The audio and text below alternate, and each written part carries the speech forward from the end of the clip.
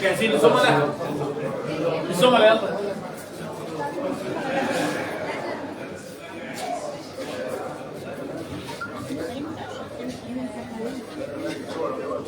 دكتور محمود تعالى. تحت رعاية الدكتور مصطفى مدبولي رئيس مجلس الوزراء، الدكتور علي المصلحي وزير التموين والتجارة الداخلية، اللواء محمد الشريف محافظ الإسكندرية يفتتح مهرجان الإسكندرية للتسوق داخل نفق محطة الرمل. لا لا لا, لا والله والله ما حينفع، والله معاك مع حضرتك. صاروا طيبين. اتفضل يا فندم. صباح الفل. بس انا عارف مختلف عن كل الحاج هاشم ده رئيس شعبة الخضار والفاكهة، وهو نشكر شعبة الخضار والفاكهة في الغرفة تاجر جملة يعني، لكن بيشارك هنا كنوع من الخدمة العامة للمجتمع. حاجة رائعة والله، وأسعار ممتازة الحمد لله. حضرتك كابتن الوزير واحمد بيه وبرضه محمد بيه ما نقدروش الله يبارك. ربنا يبارك. ايه فراولة سكري؟ ما دي الاستيفانو، ما هي درجات استيفانو وفريش وفرنتونا وفريسكين. ده الاستيفانو اللي هو الارقى اللي طعمها حلو. هي الاستيفانو يعني الناس كلها ما تعرفش الفراولة. لا دي كويسة، ما فيش ليها ريحة كده زمان الصغيرة الصغيرة بلد بلدي انقرضت دي خلاص. أنا عشان حاجة ده حاجة تخلي تخلي الناس بقى عاوزة تحميس. هذا في تسويق طبعا يناسب العرض في السوق. شكل الأسعار كويسة جدا طبعا.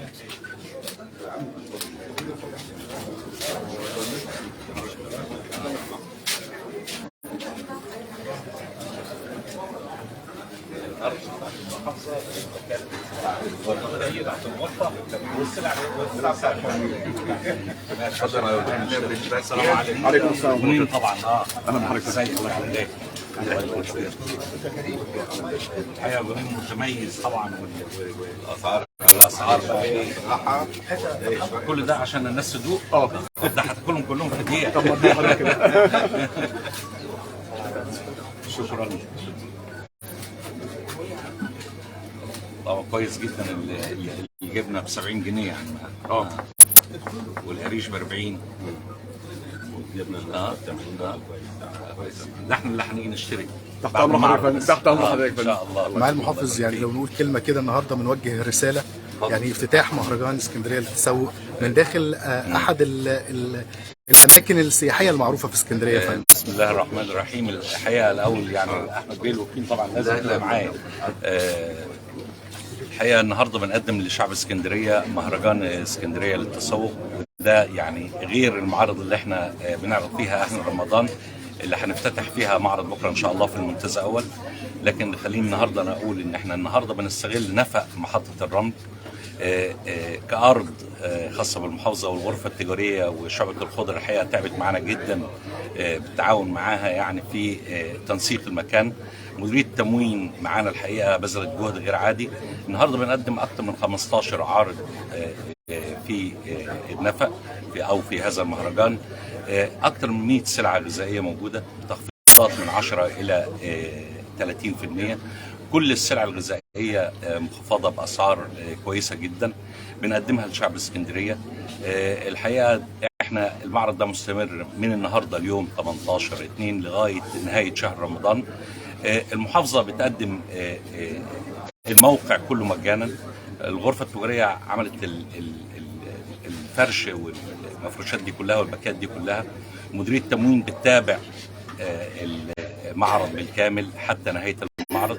بنقدمه قبل رمضان كهدية لشعب اسكندرية بسلع مخفضة جدا. أنا مش عاوز يعني أقول السلع كمية السلع كبيرة قد إيه، ولكن خليني أقول لك أوضح يمكن للمواطنين بعض السلع اللي عشان لازم يعرفوها اللحمه البلدي 160 جنيه بدل 240، البانيه ب 150، الزيت ازازه الزيت 800 جرام ب 35 جنيه، المنظفات الاوتوماتيك 3 كيلو ب 70 جنيه، كحك العيد الكيلو ب 70 جنيه، المكرونه ب 17.5 جنيه، الارز ب 18 جنيه. دي بعض الحاجات اللي بتهم المواطن واسعارها مخفضه جدا بنقدمها لاهل اسكندريه. الحقيقه في النهايه انا بوجه الشكر للسيد رئيس الغرفه التجاريه على الجهد اللي بذله على مدار الشهر اللي فات ده كله، والسيد مدير التموين. شعبة الخضر والفاكهه بتقدم النهارده نموذج رائع لاسعار مخفضه جدا للخضروات والفاكهه، بتقدمها بشكل نموذجي رائع. بوجه الشكر للجميع. نأكد يا فندم استمرار يعني هذا المهرجان لغايه شهر رمضان المبارك. طبعا لغايه نهايه شهر رمضان المهرجان مستمر، وان شاء الله احنا بنبذل جهد كده مع العارضين ان لو طبعا عمليات البيع والشراء كويسه جدا هنفضل مستمرين باذن الله. اختيار الاماكن يا فندم، يعني تم اختيار هذا المكان يعني بعد فتره كبيره جدا ما كانش حد، رغم ان هو مزار تاريخي لكل شعب اسكندريه. احنا قلنا طبعا احنا شفنا هذا الموقع بالذات بنفق محطه الرمل كان يعني سيء جدا. تولينا مسؤوليه النفق وجملناه بالشكل الجميل ده، وقلنا نعرض فيه ونقدم فيه حاجه جميله لشعب اسكندريه. تمام يا فندم.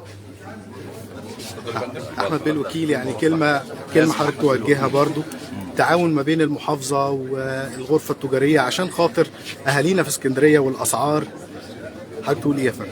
والله اقول الاول كل سنه وحضراتكم جميعا طيبين، وبشكر مع الوزير المحافظ على ما يقدمه لاهل اسكندريه بصفه عامه يعني، وما يقدمه للسوق والاسواق بصفه خاصه. والحقيقه يعني جهد وزاره التموين مع المحافظه مع الاجهزه كلها، الغرض الاساسي منها هو الوفره في عرض المنتجات، لان هي الوفره اللي هتبرز السعر المناسب والسعر الحقيقي لهذه المنتجات. احنا بنمر بظروف صعبه وعلينا كلنا ان احنا نتعاون مع بعض حتى نجتازها باذن الله. مره تانية شكرا لمع الوزير المحافظ وشكرا للاجهزه على ما تقدموا لنا كشعب اسكندريه. يعني برضو التموين اكيد جهد كبير جدا، واكيد التنسيق كبير جدا ما بين الغرفه التجاريه ومحافظه اسكندريه. يعني نطمن اهالينا في اسكندريه، نقول لهم يا فندم عن يعني ضبط عمليه الاسعار خلال الفتره الجايه. وان شاء الله باذن الله باستمرار التعاون بين مع الوزير المحافظ والغرفه التجاريه نوعد الشعب السكندري بمزيد من الاسواق ومزيد من السلع المعروضه ومزيد من تخفيضات الاسعار باذن الله. وان شاء الله احنا بنوعد ان احنا هنتابع، وفعلا عملنا لهم خصومات حقيقيه، وهو فعلا مهرجان تسوق، فهي رحله تسوق للاسره المصريه ان شاء الله. هيجي لها كل احتياجاتهم من اول الخضار والفاكهه لغايه كحك العيد باذن الله. ناكد على المنافذ يا فندم واماكنها وتواجدها، وهي اللي بتغطي كل انحاء اسكندريه. طب احنا ابتدينا اول حاجه كان بمول محطه مصر، واعتقد ده كان برضه حاجه من ضمن الحاجات اللي كانت بمساعده المحافظه بنسبه كبيره جدا، ولقى لك نجاح كبير جدا ان احنا عملنا حوالي 15 محل في المول الجديد بتاع محطه مصر، ولغايه النهارده الناس بتشكر فيه بتوافر السلع والاسعار كمان مع توافر السلع.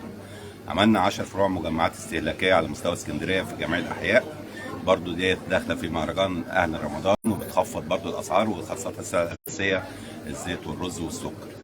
بخلاف ذلك احنا عملنا النهارده مهرجان التسوق دوت اللي في محطه الرمل، وان شاء الله في مزيد من الاسواق باذن الله تنسيقا مع معالي الوزير المحافظ واحمد بيه. معلش مع المحافظ اكد مره ثانيه، معلش قبل ما تختم، بنأكد مره ثانيه بكره ان شاء الله هيكون في معرض كبير جدا اهل رمضان في دايره المنتزه اول ان شاء الله. افتتاحه هيبقى باكر عشان الناس اللي موجوده هناك ما يبقاش المعارض بعيد عليهم. مع الوزير دايما بتحاول تدي رساله، يعني وجود التموين والغرفه التجاريه الجميع على قلب رجل واحد، يعني هل هي رساله طمأنه لكل من يشاهدنا في اسكندريه دلوقتي؟ خليني اقول لك ما فيش جهه تنفيذيه واحده تقدر تنفذ اللي بتعمل ده. لابد ان يكون تعاون بين الجهات التنفيذيه كلها، والحقيقه الغرفه التجاريه بتبذل جهد غير عادي معانا كمحافظه في تخفيض الاسعار وتوفير السلع بشكل غير عادي، ولازم نكون مجتمعين مع بعض ونتفق على كلمه سواء بحيث ان احنا نقدم لشعب اسكندريه اكثر من معرض في مواقع مختلفه.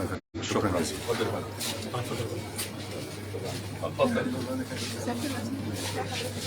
إذا تابعنا افتتاح محافظ الإسكندرية لمهرجان التسوق بالإسكندرية داخل نفق محطة الرمل، والذي كان مغلقا طيلة الفترة الماضية، ولكن تم استغلاله الآن في إقامة أحد المعارض التي تحوي داخلها العديد من المنتجات والسلع الأساسية التي يحتاجها المواطن. الله ينور.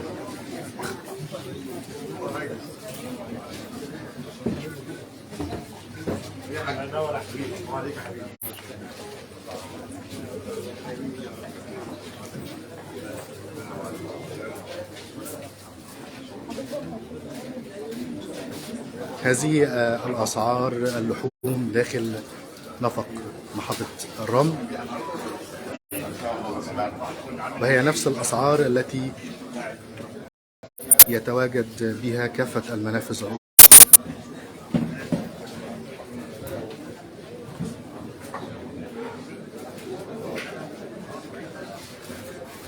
قائمة الأسعار فين؟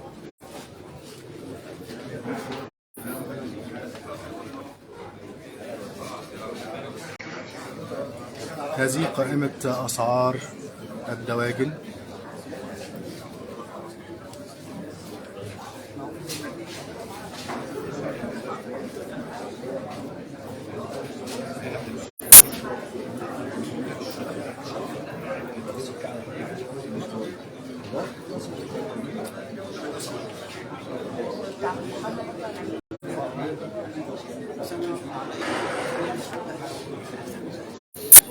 ما في افتتاح؟